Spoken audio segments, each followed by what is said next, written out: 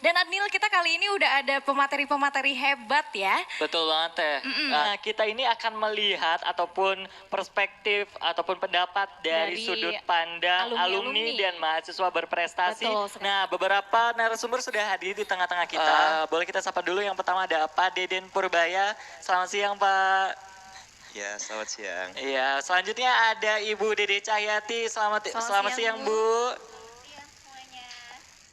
Oke, selanjutnya ada mahasiswa berprestasi dari Fakultas Ilmu Tarbiyah dan Keguruan. Selamat siang Kak Ayi. Iya, ketiga narasumber ini nanti akan memberikan banyak motivasi kepada kita dan tentunya ilmu yang bisa diserap oleh teman-teman semua. Jadi teman-teman harus stay tune di live streaming PBAK FITK IAIN Syekh Nurjati Cirebon 2020. Betul. Nah, Temita, tapi sebelum kita mulai nih talk show ataupun diskusi lebih lanjut dari sesi kita kali ini, kita mau bacain CV dari masing-masing narasumber nih. Jadi supaya adik-adik mahasiswa baru ini lebih kenal sama narasumber yang sudah ada di tengah-tengah kita. Nah, untuk yang pertama, mohon izin Pak Deden, saya izin membacakan CV dari Pak Deden Purbaya. Pak Deden Purbaya ini lahir di Majalengka 20 Maret 1991. Status menikah, untuk alamatnya Blok Senin, RT 1 RW 2, Desa Teja, Kecamatan Rajagaluh, Kabupaten Majalengka. Kemudian untuk pendidikan terakhir S2 Pasca Sarjana UIN Sunan Gunung Jati, Bandung tahun 2017. Nah teman-teman, kalau untuk menghubungi beliau bisa melalui nomor handphone di 085 659 044 554 atau 085 221 484 789 atau melalui email purbaya@yahoo.com atau bisa juga melalui Instagram @den.purbaya. Dan channel YouTube-nya jangan lupa untuk di-subscribe, ada Deden Purbaya. Pak Deden ini punya moto hidup, mewarnai orang-orang di sekeliling dengan warna yang dimiliki dan membuatnya menjadi lebih berharga. Nah, untuk pengalaman organisasi ataupun pengalaman mengajar, ada untuk pengalaman mengajar pernah di SMP, kemudian ada Madrasah Diniyah, Ponpes, SMP IT, SMK, Staima Ciwaringin, dan IAIN Syekh Nurjati Cirebon. Wah, ternyata salah satu dosen juga nih di IAIN Syekh Nurjati Cirebon.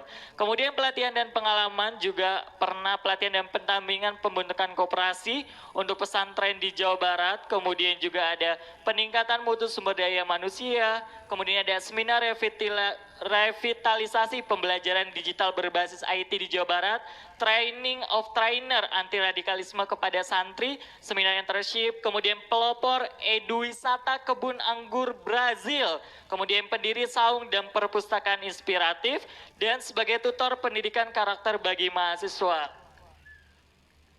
Untuk prestasinya sendiri, beliau untuk organisasinya ya, Ketua KKN, kemudian Ketua PPL, Ketua Ponpes Dar Al Tarbiyah, Ketua Paguyuban Majalengka, dan masih banyak lainnya.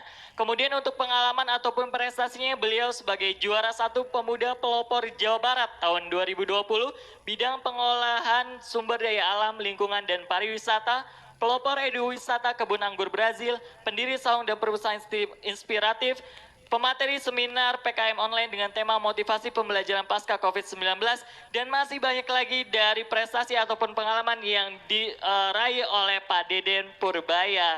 Luar biasa sekali nih Temita, dari kurikulum vitae Pak Deden Purbaya. Betul, banyak sekali pengalaman yang sudah beliau hadapin ya. Oke, selanjutnya apakah bagaimana nih Adnil? Ya, selanjutnya Pak Deden Purbaya. Selamat siang Pak Deden. Ya, selamat siang. Pak Deden, apa kabar ini Pak hari ini? Alhamdulillah. Ya, alhamdulillah. Baik, di ya. tengah-tengah pandemi COVID-19 ya Pak, yang nggak tahu sampai kapan gitu. Semoga kita senantiasa selalu sehat, Amin. selalu Semoga dalam cepat kebaikan dan berakhir lindungan ya. Allah, Amin, dan amin, COVID-19 ini segera berakhir Amin ya rabbal alamin. Nah Pak, boleh disapa terlebih dahulu Pak, adik-adik mahasiswa baru yang tentunya sudah penasaran sekali dengan Pak Deden Purbaya nih. Ya. Terima kasih nih sebelumnya. Assalamualaikum warahmatullahi wabarakatuh. Waalaikumsalam warahmatullahi Bismillah, wabarakatuh. alhamdulillah, Allahumma sholli wa sallim ala Sayyidina Muhammad wa ala ali Sayyidina Muhammad. Sebelumnya saya ucapkan terima kasih buat keluarga besar FITK IAIN Syekh Nurjati Cirebon. Dan selamat datang buat mahasiswa baru di kampus tercinta kampus yang kita banggakan yaitu YIN Syekh Nurjati Cirebon. Sebelumnya saya perkenalan dulu Iya, ya. boleh Pak, kenal. Oke, kebetulan saya alumni dari jurusan Pendidikan Agama Islam tahun 2014. Tahun 2014. Tahun ya, Pak? 2014. Cuman sekarang ya tersesat dalam dunia pertanian ini, jadi keenakan dalam dunia pertanian Oke. ini Betul, ya. betul, betul. Tapi walaupun tentunya dalam dunia pertanian, saya dalam pendidikannya masih tetap berjalan. Alhamdulillah itu. Oke, jadi di samping sebagai pendidik juga memiliki hobi yang luar biasa ya, yaitu pengusaha. Wow, hebat Iya, sekali. alhamdulillah. Nah, Temita, dengar-dengar Pak Deden Purbaya ini punya perkebunan ya, budidaya anggur Brazil nih. Wow, Jadi betul dari banget. jurusan apa tadi Pak? Jurusan Sebelumnya Pendidikan Agama Islam. Pendidikan agama Islam, tapi punya basic Potensi, usaha ya. juga, potensi usaha juga, yakni budidaya anggur Brazil. Nah, sebenarnya nih Pak, kalau boleh cerita, sejak kapan sih Pak Bapak ini menekuni dunia budidaya anggur Brazil, dan kemudian apa yang melatar belakangi Pak Deden sampai pengen bikin usaha ini? Secara kan kalau misalkan dari jurusan gitu, prospek kerjanya ya udah pasti jadinya guru kan, Iya, iya. pendidikan agama Islam jadi guru agama gitu. Nah, kenapa sampai bisa ke dunia perkebunan anggur Brazil? Mangga Pak. Iya, terima kasih. Kebetulan saya seorang santri, seorang anak petani juga, keluarga petani, bahkan masyarakat sekitar juga petani. Nah, jadi melihat di sekitar perkebunan itu rata-rata masyarakat juga petani, itu hanya sebatas untuk menjual bibitnya saja, jadi tidak dibuahkan gitu. Nah, dari tahun 2016 saya mencoba sebagai petani muda gitu ya, tentunya mencoba berbeda dengan petani yang sudah ada. Jadi biasanya yang petani yang sudah ada itu hanya sebatas menjual bibitnya. Nah, saya di sini berusaha bagaimana caranya, yaitu membudidayakan anggur Brazil. Dan ini tentunya berbeda dengan petani yang sudah ada gitu. Oke, dari sekian banyak jenisnya anggur ya Pak, kenapa Bapak memilih untuk membudidayakan anggur Brazil? Apa sih yang menarik perhatian? Istimewa dari anggur Brazil ya. Betul sekali. Oke. Untuk anggur Brazil ini tentunya berbeda juga dengan anggur biasanya ya. Jadi kalau misalkan anggur biasanya itu merambat, untuk anggur Brazil ini kita pas dengar namanya aja udah penasaran nih gitu kan. Betul banget. Nah, jadi dengar namanya udah penasaran. Nah, kita itu terkadang kalau pengen dikenal oleh orang lain, mencoba untuk berbeda dari Berbeda, yang lain betul. gitu. Nah, untuk anggur ini rasanya ada 7 rasa. Wow, ada 7 Ada rasa. 7 rasa, kemudian keluarnya dari batang pohonnya, dan tentunya Batang memiliki pohonnya. banyak manfaat yang sangat luar biasa. Wah, Jadi benar-benar unik ya, maksudnya beda Unik, dari iya. anggur-anggur yang lain gitu ya Pak? Ada 7 rasa dalam Dalam satu satu pohon, anggur. betul. Iya, Dalam luar satu biasa. pohon, jadi ada 7 Wow. rasa dalam satu pohon. Nanti kita boleh nyicipin ya. Boleh, boleh. Boleh sekali itu. Kebetulan saya bawa nih sekarang anggurnya, jadi Iya, boleh alhamdulillah nih dibawa kita pulang juga bisa nggak, Pak? Nih. menikmati ya. Boleh dicoba dulu ini? Boleh, boleh. Boleh. Boleh. Pak, Yang di ini depan dulu ya. kalau bisa mah dibawa pulang, Pak. Boleh. Rasanya ada 7 rasa. Ini kalau dirasa-rasa, boleh Kak? Kalau dirasa-rasa ini rasa apa gitu ya? Karena kalau berbicara masalah rasa itu harus dicobain, harus dirasakan. Tidak perlu dijelaskan gitu. Kira-kira rasa apa ini? Kalau kulitnya emang agak keset, tapi banyak manfaatnya dari kulitnya itu. Kira-kira rasa apa nih?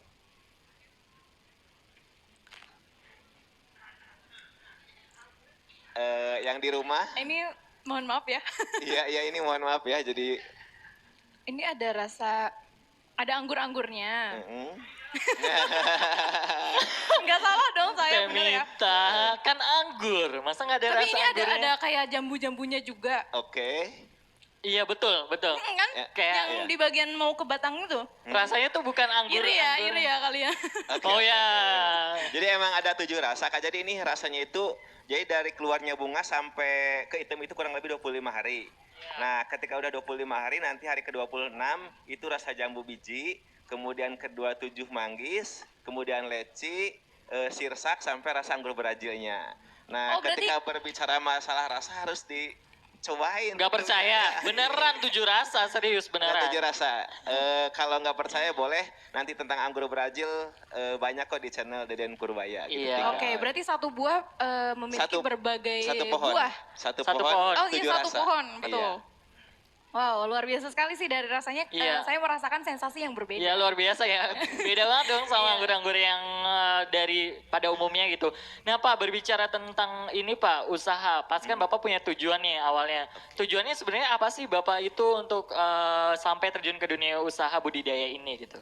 Oke, tentunya kita sebagai walaupun basicnya pendidikan, untuk usaha itu seharusnya ataupun sepertinya ini gitu, semua orang harus punya usaha sampingan gitu. Betul Pak. Dan salah satu tujuan saya tentunya terjun di dunia usaha ini, salah satunya untuk meningkatkan perekonomian masyarakat sekitar. Oh. Jadi alhamdulillah sekarang dengan adanya kebun anggur Brazil ini, kan banyak yang berkunjung nih, banyak yang berkunjung.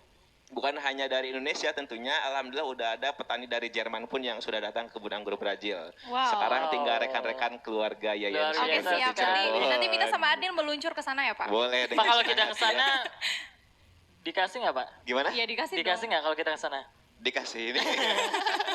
Oke Pak, ngomong-ngomong nih soal cara menanam anggur. Kan Mita tuh biasanya, Mita juga pernah tuh menanam berbagai jenis Betul tanaman. Teh, atau juga pernah tuh sering banget Tapi tuh nanam-nanam. gagal. Iya. Nah itu tuh ada cara tersendiri nggak sih Pak, bagaimana cara menanam anggur Brazil ini yang baik dan benar gitu? Oke. Iya, terus apakah ini Pak maksudnya cuaca atau kultur ini tuh apa tekstur dari tanah atau apanya itu mempengaruhi atau gimana gitu Pak? Oke ya, terima kasih. Jadi untuk anggur Brazil ini sebenarnya ditanam dataran rendah, dataran tinggi juga oke ya. Nah kebetulan di daerah saya itu ketinggiannya 475 mdpl kurang lebih gitu. Di ketinggian 1400 masih oke dan dataran rendah pun oke. Tinggal diatur nanti bagaimana cara perawatannya. Jadi cara perawatannya kita main di pupuk sama penyiraman tentunya ya. Kalau dataran panas penyiramannya lebih rutin, kalau misalkan dataran tinggi itu penyiramannya ya diatur saja gitu. Adapun perawatannya kita 1 bulan sekalinya pakai pupuk NPK 1616, ini bukan promosi pupuk jadi ya. Pakai pupuk NPK 1616, kemudian pakai kotoran domba yang difermentasi. Jadi kotoran domba direndam dulu, sudah direndam diaduk-aduk lalu disiramkan. Oh gitu. Sebenarnya harus istiqomah juga sih, jadi Iya, jangan itu pas Pak yang awal susah. kita nanam kemudian udah lah gitu kan Iya. cuma satu kali. Oh, Ada berarti- kuncinya yaitu istiqomah gitu. Berarti aku jadi menemukan kesalahan aku itu mungkin berarti tidak konsisten aku. tidak konsisten, Betul sekali. istiqomah. Nah tapi Pak kalau misalkan dalam usaha atau dalam mendirikan ini budidaya ini nih Pak butuh waktu berapa lama sampai anggur Brazil ini berbuah gitu? Wah, iya ini pertanyaan yang sangat luar biasa ini. Karena- Kebetulan kalau saya baca beberapa artikel untuk anggur ini bisa berbuah dari biji itu kurang lebih 8 sampai 12 tahun. 8 sampai 12 tahun. Nah, cuman yang di kebun yang Bapak kelola dengan rekan-rekan santri, kemudian dengan pemuda sekitar, ada alumni IAIN juga loh gitu. Yang ngelola di sana itu 4 tahun sudah bisa berbuah, bahkan ada yang 2,5 tahun sudah berbuah. Jadi ini yang membuat orang lain tertarik untuk mau berkunjung, untuk mau berdiskusi bersama, kenapa ini 4 tahun sudah berbuah gitu. Biasanya kan 8 tahun berbuah gitu. Jadi Oke. perlu perawatan tertentu tentunya gitu ya. Wah luar biasa sekali nih Pak. Oh. Nah kan kalau misalkan anggur ini sudah berbuah nih Pak, tentu kan banyak nih Pak. Nah produksinya itu apa kemana aja gitu? Maksudnya didistribusikannya kemana aja? Ataukah masih ke daerah lokal? Ataukah sudah ke daerah-daerah lain mungkin bahkan mungkin sampai ke luar provinsi dan lain sebagainya? Oke, kalau untuk buahnya sementara ini kami belum bisa memenuhi permintaan konsumen untuk buahnya ya. Tapi kalau untuk pohonnya kami sudah kirim ke seluruh yang ada di Indonesia ini, ke Batam, ke Sulawesi, ke Sumatera. Pokoknya yang ada di Indonesia ini udah kirim hampir setiap minggu kami packing. Jadi setiap hari Minggu itu packing, kemudian hari Senin diambil sama pihak pos. Nanti setiap minggu seperti itu gitu. Jadi rutin. Oke, jadi lebih ke pohonnya ya Pak? Lebih ke bukan pohonnya. ke buahnya. Soalnya untuk buahnya sementara ini belum bisa memenuhi permintaan. Oh, Jadi yang berkunjung pun terkadang nggak kebagian kalau minta 2 kilo Oh, gitu, gitu kadang ya. cuma 1 Oke, oke, kilo oke. gitu. Iya betul banget. Berarti menjualnya berupa pohonnya ya Pak ya? Sekarang baru pohonnya. Buahnya Oke. kalau ada, kebetulan nih sekarang ada nih, jadi bisa Iya, menikmati. alhamdulillah nih Siap, Teh Mita gitu kita ya. bisa jadi orang yang beruntung yang bisa mencoba dari anggur Brazil ini. Oke, Iya. Adil, jadi kan Pak Deden ini selain sebagai pengusaha, beliau juga tidak melupakan dirinya Iya yang dong, pernah betul banget. menjadi alumni di Fakultas Ilmu Tarbiyah Iya, dan Keguruan. Dan beliau IAIN. juga kan melanjutkan pendidikan S2-nya di Universitas ini ya Negeri Bandung ya Pak? Iya, itu Universitas S2-nya Islam Negeri Bandung, UIN Sunan Gunung Jati Bandung. Di tahun berapa Pak lulus? lulus di UIN Sunan Gunung Jati Bandung tahun 2017. 2017. Nah, kalau kita berbicara tentang pendidikan nih Pak, tadi kan kita sudah berbicara tentang bagaimana berwirausaha, budidaya dan lain sebagainya. Sebenarnya kalau Bapak sendiri melihat pendidikan dari perspektif seorang pengusaha itu seperti apa Pak? Pendidikan dari perspektif wirausaha Iya. ya. Berbicara masalah pendidikan, saya juga seorang pendidik ya. Kalau di sekolah, alhamdulillah sementara ini di sekolah SMK Marif Al Ghazali secara kedinasan masih tercatat sebagai kepala sekolah SMK. Kemudian di IAIN ya dosen, kalau di kampus berarti dosen. Kalau di sekolah kepala sekolah, kalau dosen sama di Stayuma Ciwaringin. Kalau di kebun petani, nah, kalau di rumah berarti ayah. Ayah, gitu. wah luar biasa Berarti sekali. Ada 4 figur dalam satu orang. Wow, luar Oke. biasa sekali nih Pak Deden. Nah, adapun tadi melihat perspektif pendidikan dari wirausaha, tentunya bukan dari wirausaha ya, dari saya sendiri aja gitu Boleh, ya. boleh. Seorang pendidik tentunya harus bukan hanya mempunyai keterampilan dalam mengembangkan ilmu ataupun potensi yang dimilikinya saja gitu, tapi harus mampu melihat peluang yang ada. Kita bagaimana caranya memanfaatkan situasi yang ada ataupun melihat potensi yang ada ini kemudian dikembangkan. Jadi ketika ada kesempatan beranilah untuk mencoba gitu. Dalam hal apapun, pokoknya dalam hal kebaikan ketika ada kesempatan harus berani mencoba. Dan tentunya kita harus bersahabat dengan perkembangan zaman dan manfaatkanlah media sosial tentunya itu. Betul sekali. Aku setuju banget sih Anil. Kalau misalkan kesempatan itu kan kita tidak apa ya, ibaratnya kita tuh menemukan, kalau misalnya menemukan kesempatan itu harusnya kita ambil gitu, jangan Iya. menyia-nyiakannya. Tapi terkadang gini Pak, yang menjadi problematika mahasiswa, khususnya yang misalkan kita mau mendirikan usaha atau pengen ikut kompetisi dan lain sebagainya, timbul rasa ketidakpercayaan diri nih. Betul, betul, betul Kadang sekali. pesimis ya, takut gagal Betul, atau betul, takut betul. jatuh. Padahal sebenarnya jatuh atau gagal ini sebenarnya modal untuk kita bisa lebih bangkit lagi ke Betul, depannya. betul, betul, Nah, ya. gimana sih Pak caranya kita untuk menyingkirkan itu semua gitu, ketidakpercayaan diri ataupun pesimis, supaya kita tuh menjadi seseorang yang optimis dalam menatap masa depan nih Pak? Wow, luar biasa ini pertanyaannya ya. Salah satunya tentunya kita harus mempunyai tekad keberanian dulu dalam diri kita gitu. Oke. Memang untuk menumbuhkan sikap percaya diri itu tidak mudah gitu. Tapi setidaknya ketika ada kesempatan kita berani mengambil kesempatan itu. Perlu keberanian untuk melangkah di awal. Ketika di awal berani melangkah, maka insya Allah tujuan akan dicapai. Tapi kalau misalkan di awal saja tidak berani untuk mengambil kesempatan ataupun melangkah pertama itu tidak berani, maka tidak akan jauh gitu, tidak akan sampai. Mau usaha takut gagal gitu kan, mau melamar takut ditolak gitu. Nah, ya kapan nanti mau majunya gitu. Oke. Setidaknya kita berani untuk mencoba. Iya. Adapun Oke. nanti gagal dan tidak itu urusan nanti. belakangan. Dan benar banget orang yang berani itu sebenarnya bukan orang yang tidak mempunyai ketakutan, tapi dia yang berani melawan rasa takutnya. Asik. Betul sekali, luar biasa. Temita ini luar biasa sekali ya, quotes-nya udah mulai nih. Ngomong-ngomong tentang kuas, tapi sebelumnya boleh diumumin dulu, kalau misalkan giveaway kan tadi sampai jam 3 ya. Iya. Jadi bagi teman-teman yang sudah mengikuti giveaway kita, nanti akan kita umumkan nih Betul. hasil ataupun pemenang dari lomba foto selfie yang sudah Di akhir acara iya, di tentunya. akhir acara yang sudah dilaksanakan oleh Fakultas Ilmu Tarbiyah dan Keguruan. Nah, mungkin terima kasih Pak, itu saja Ya, yang sama-sama. dialog kita pada hari ini. Mungkin terakhir nanti akan ada pesan ataupun hal lain untuk mahasiswa baru di Betul. lingkup FITK IAIN Syekh Nurjati Cirebon. Beri tepuk tangan untuk Pak Deden Purbaya. Nah, sarana masing-masing narasumber untuk memberikan pesan sekaligus closing statement kepada adik-adik mahasiswa baru Fakultas Ilmu Tarbiyah dan Keguruan. Mangga dipersilakan untuk yang pertama dari Pak Deden Purbaya terlebih dahulu. Oke, terima kasih tentunya untuk rekan-rekan, sahabat-sahabat mahasiswa baru IAIN Syekh Nurjati Cirebon.